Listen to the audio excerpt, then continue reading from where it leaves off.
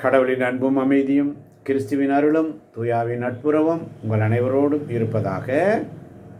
ஆதியில் இருந்தது போல இப்பொழுதும் எப்பொழுதும்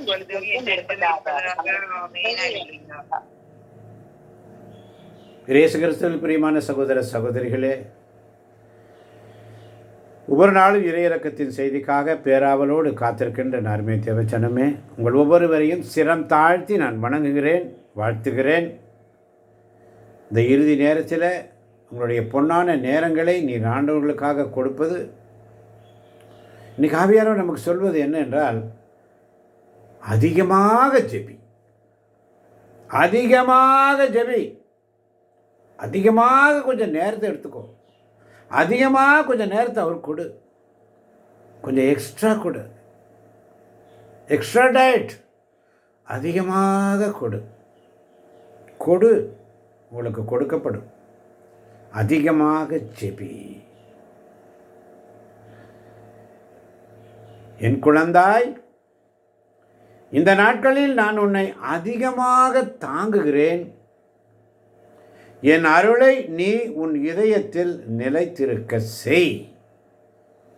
இதனால் நான் உனக்கு தரும் அனைத்திற்கும் நீ உன்னை முழுவதும் திறந்து வைப்பாய். என் குழந்தாய், இந்த நாட்களில் நான் உன்னை அதிகமாக தாங்குகிறேன். இந்த நாட்களில் நான் உன்னை அதிகமாக தாங்குகிறேன். என் அருளை நீ உன் இதயத்தில் நிலைத்திருக்க செய். என் அருளை உன் இதயத்தில், என் அருள் உனக்கு போதும். உன் வலுவின் மேல் என் வல்லமை வெளிப்படும் என்று வேதத்திலே வாசிக்கிறோம். என் அருளை நீ உன் இதயத்தில் நிலைத்திருக்க செய். இதனால் நான் உனக்கு தரும் அனைத்திற்கும் நீ உன்னை முழுவதும் திறந்து வச்சிரு. பஸ் ஓப்பன் த டோர், திறந்து வச்சிரு. அவர் அதை நிரப்புவார். வாயை விரிவாக திற, நான் அதை நிரப்புவேன். உன் உள்ளத்தை திறந்து கொடு, நான் உள்ளத்தில் வந்து உன்னோடு வாசம் பண்ணுவேன், உன்னோடு போஜனம் பண்ணுவேன். திறந்து கொடு. என் அன்பு குழந்தையே, நான் கேட்டுக்கொண்டவாறு செய்வதற்காக நன்றி. நீ செய்யறியா செய்யலையா ஆண்டவர் பார்க்கலம்மா. ஆவியானவர் அழகா சொல்றார், என் அன்பு குழந்தையே, நான் கேட்டுக்கொண்டவாறு செய்வதற்காக நன்றி. அவர் அப்படியே விசுவசிக்கிறார். நீ செய்வையோ செய்யலையோ அதை பற்றி அவர் கவலைப்படலை. நீ செய்வதற்காய் நன்றி என்று சொல்லப்படுகிறது. நான் உனக்கு கூறுபவற்றை குறித்து நீ விசுவாச குறையுள்ளவளாக இருப்பதை நான் விரும்பவில்லை. நான் உனக்கு கூறுபவற்றை குறித்து நீ விசுவாச குறையுள்ளவளாக இருப்பதை நான் விரும்பவில்லை. நான் இங்கு செய்பவற்றை குறித்து நீ வியந்து பார்ப்பதை காண்பது என் மகிழ்ச்சியாக இருக்கிறது.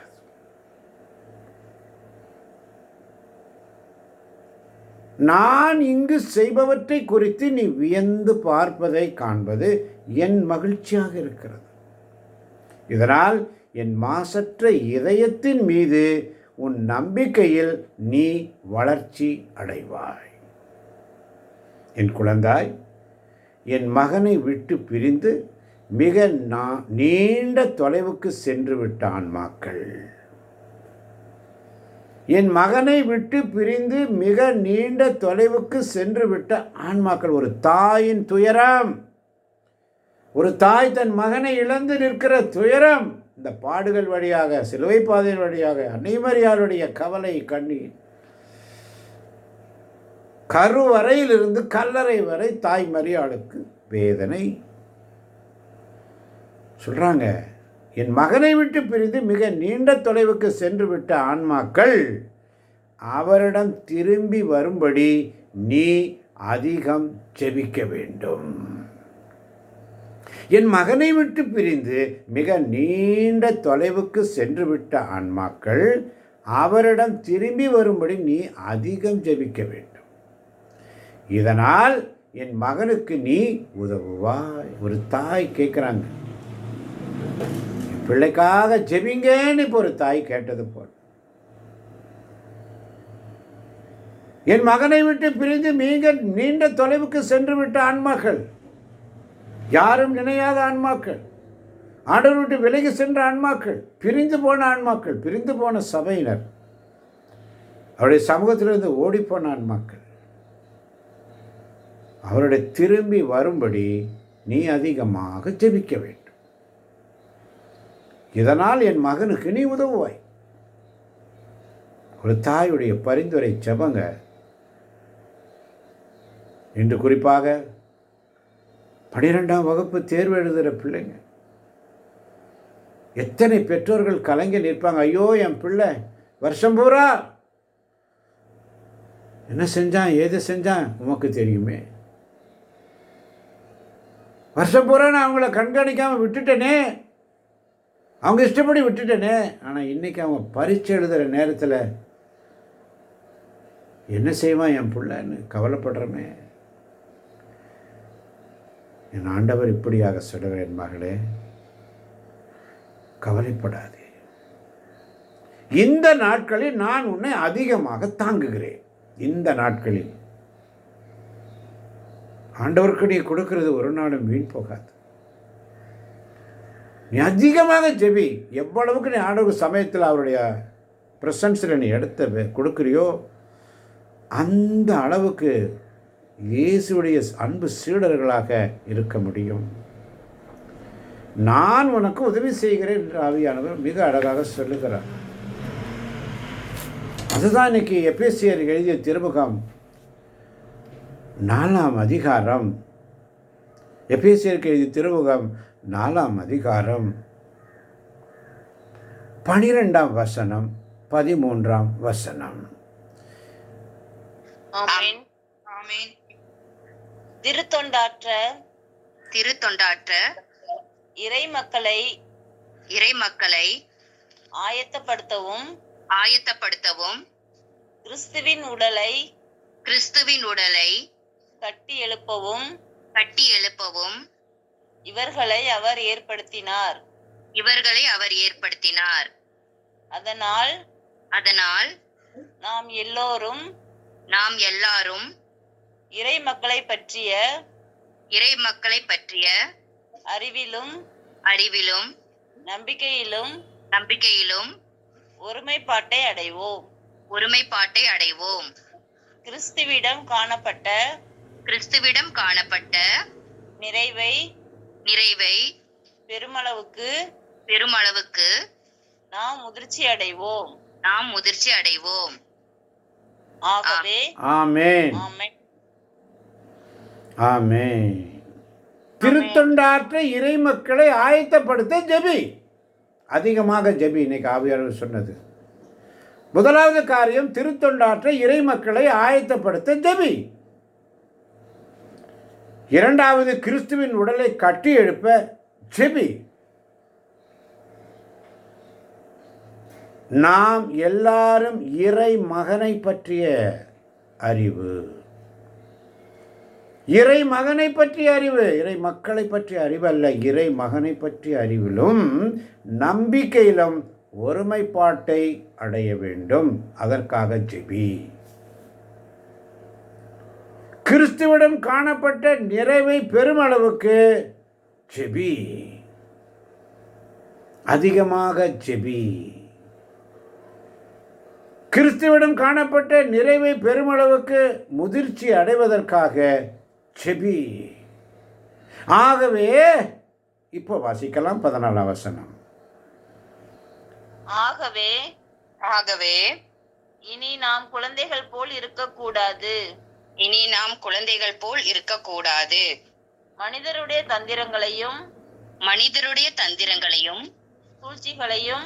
சூழ்ச்சிகளையும் தவறுக்கு வழிநடத்தும் ஏமாற்று வழிகளையும்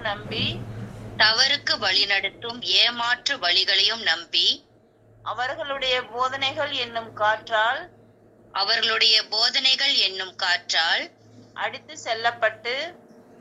செல்லப்பட்டு அங்குமிங்கும் அலைகழிக்கப்படக்கூடாது.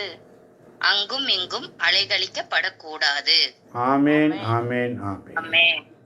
மனிதருடைய தந்திரங்களையும் சூழ்ச்சிகளையும் தவறு வழிகளுக்கும் நடத்தும் ஏமாற்று வழியும் நம்பாம இருக்கணும். அதை நம்பி போகாதே, அதிகமாக ஜெபி. அவருடைய போதைகள் என்னும் காற்றால் அடித்து செல்லப்பட்டு அங்குங்கும் அலைக்கழிக்கப்படாமல் இருக்க அதிகமாக ஜெபி. ஜெபிக்கும் பொழுது அதன் அடிப்படையில், அன்பின் அடிப்படையில் உண்மை பேசி அதற்காக ஜெபி. அன்பின் அடிப்படையில் நான் எப்பொழுதும் உண்மை பேச வேண்டும் என்பதற்காக ஜெபி. தலையாகிய கிறிஸ்துவை போன்று எல்லாவற்றிலும் நாம் வளர வேண்டும் என்பதற்காக ஜெபி. ஜெபி ஜெபி ஜெபி. என் மகனை விட்டு பிரிந்து மிக நீண்ட தொலைவுக்கு சென்று விட்ட ஆன்மாக்கள் அவரிடம் திரும்பி வரும்படி நீ அதிகம் ஜெபிக்க வேண்டும். ஜெபி ஜெபி ஜெபி. எப்படி நான் ஜெபிக்க வேண்டும், எதற்காக ஜெபிக்க வேண்டும், கற்றுத்தாரும் ஆவியானவரே. வேதவசனம் புரிந்து கொண்டு விளக்கங்களை அறிந்திட வெளிச்சம் தாரும் ஆவியானவரே. ஆவியானவரே, ஆவியானவரே, பரிசுத்த ஆவியானவரே, எங்களுக்குள்ளே வாசம் செய்யும் ஆவியானவரே, இந்நாளில் சித்தம் போல் நடத்தி செல்லும் ஐயா. ஆண்டவரே, குறிப்பாக இந்த நாளிலே பரீட்சை எழுதுகிற இந்நாளில் சித்தம் போல அந்த பிள்ளைகளுக்காக மடிப்பிச்சை கேட்குற மாதிரி கேட்குறப்பா. ஒவ்வொரு பிள்ளைகளையும் அந்த பெற்றோர்கள் படுகின்ற வேதனைகள், துன்பங்கள், பாரம், அவருடைய கஷ்டங்கள், பண கஷ்டம், எல்லா கஷ்டமும் உங்களுக்கு தெரியும் ஆண்டவரே. இந்த பிள்ளைகளுக்காக மடிப்பிச்சை கேட்குற மாதிரி ஜெபிக்கிறப்பா. ஏமாந்து போயிடக்கூடாது ஆண்டவரே. பெற்றோர்கள் ஏமாந்து போகக்கூடாதப்பா. அந்த பிள்ளைகள் நல்லா இருக்கணுன்றதுக்காக தான் இவ்வளோ கஷ்டம் ஆண்டவரே. உமக்கு தெரியுமே. எந்த குழந்தையும் கெட்டு போகக்கூடாது என்பது தானே உடைய விருப்பம். தீயோர் சாக வேண்டும் என்பது உன் விருப்பம் அல்ல. இந்த குழந்தைகளை ஒப்பு கொடுக்கிறேன். பரீட்சை எழுதுகிற பிள்ளைகள் இந்த நாடு முழுவதும் நீ கூட இருந்து பலப்படுத்துவீராக. அவருடைய ஆசீர்வதிங்கப்பா. ஞானத்தை கொடுங்கப்பா. பரீட்சை எழுதும்போது எல்லாம் ஞாபகத்தை கொடுங்க. நீங்கள் இருந்து எழுதுங்கப்பா. வெற்றியோடு அந்த பிள்ளைகள் திரும்பி வரட்டு சுவாமி. ஆசீர்வதியும் பலப்படுத்தும். இயேசுவின் நாமத்தில் ஜெபிக்கிறோம் எங்கள் ஜீவனுள்ள பரமபிதாவே. ஆமென், ஆமென், ஆமென்.